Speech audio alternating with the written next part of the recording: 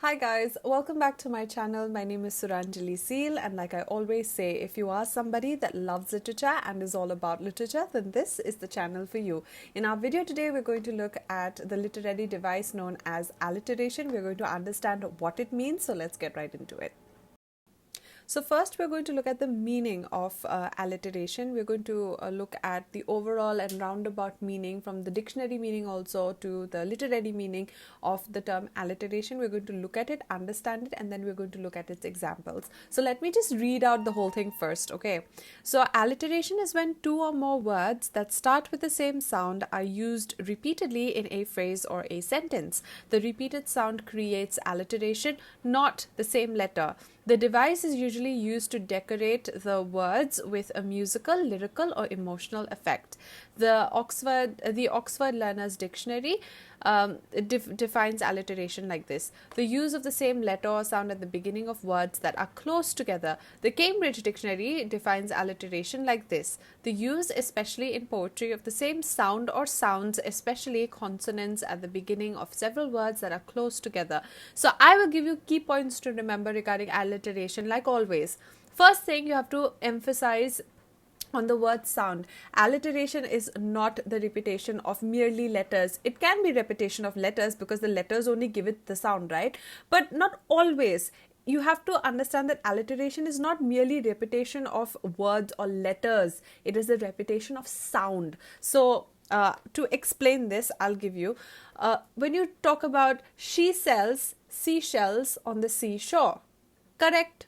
This is repetition of the same consonants. This is same consonant letter, no? S, S, S in every line, right?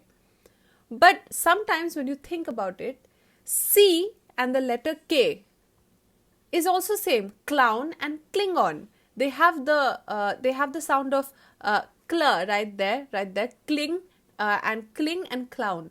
So the C word and the K word sound the same sometimes. That is also alliteration. It is not that it's not that it necessarily has to be the same letters all the time. So see, I'll give you examples of a same letter alliteration. The fair breeze blew, B and B, okay? The white foam flew, F and F, okay, flew. The stress is on the sound f, okay? That is the sound that you have to stress on. It's not the letter F that you're stressing on.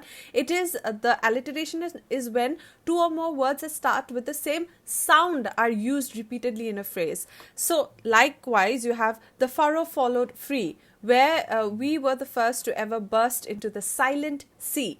Then you have she sells seashells on the seashore. Then you have Anne of Green Gables. These are also Green Gables. You have the stress on the sound g, right? So you have Green Gables. Loves, labor, lost by William Shakespeare. That is also an example of an alliteration.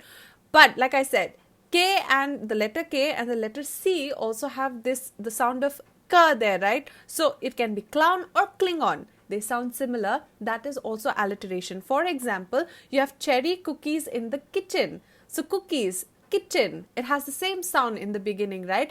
And also, I have to say this, that the device is usually used to decorate words. Okay, this is the purpose. It decorates the words, musical, lyrical, and emotional effects. So it is employed in literature, we know that. So the Oxford Learner's Dictionary defines it like this: the use of the same letter or sound at the beginning of words that are close together. Why same letter? Because of course, when you look at here, breeze blew, it's B and B. She sells, S and S. Again, you have cherry cookies, C and C. Or sound, because different letters can also have the same sound, right? So it's the same letter or sound at the beginning of words that are close together. It is not that it has to be consecutive. Like it does not necessarily that the two letters have to be one after another. It can be close together, close proximity. Not like in the one letter is in the beginning, or one letter is in the beginning, one sound is in the beginning of the sentence and the others in the end. That is not alliteration. It has to be in close proximity to each other, so much so that it can be maybe one word and two words later also you can have the alliteration. That is also correct, but not too far away. So for example here, cherry cookies in the kitchen. So in the is in between, right? The cookies and kitchen, like I said over here. So cherry cookies in the kitchen. Still, it has rhythm to it. Still, it has the sound of sameness to it. So it has to be close proximity to each other, okay, not too far away. And of course, it can also be one after the other also. That is also correct. So the Cambridge Dictionary says the use, especially in poetry, of the same sound or sounds, especially consonants, at the beginning of several words that are close together. So I hope that this is clear.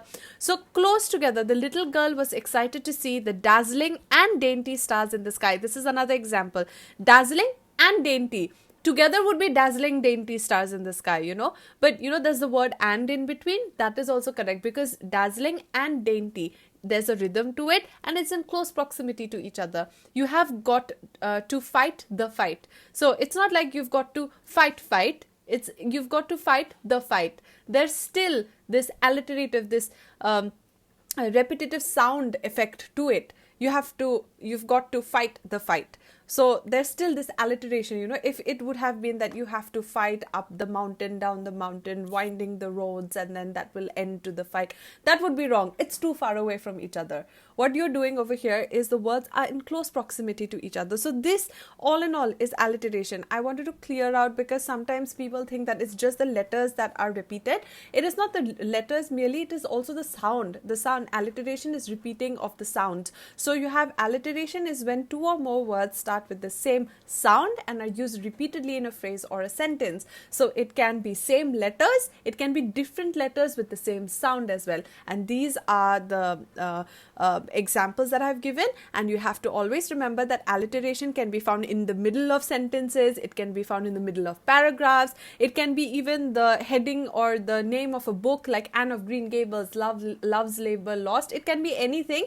You have to remember alliteration is just that. Anywhere, any paragraph, any poem, any name, anything, any sentence also, it can exist anywhere. You just have to remember that it is repeating the words that repeat the same sound. Okay, so this is alliteration. I'll see you in my next video. I'll cover more literary devices and literary terms.